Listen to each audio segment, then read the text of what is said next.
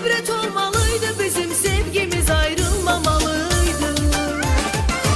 Axı xoşbəxt olacaqdı, çəkirəm indi qəm-kədər.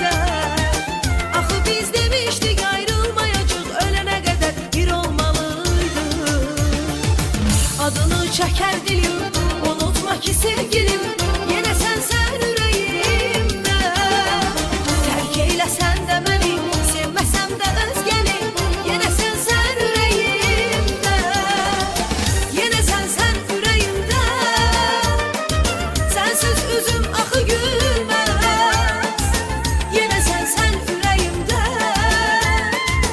Bunu heç nə dəyişə bilməz. Yenə sən ürəyimdə. Sənsiz üzüm axı gülməz, yenə sən ürəyimdə.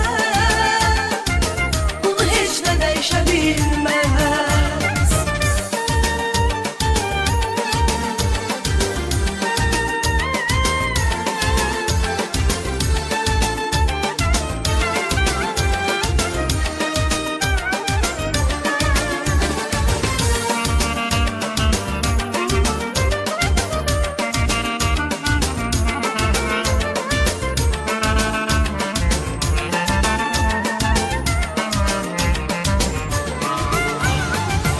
Düşünme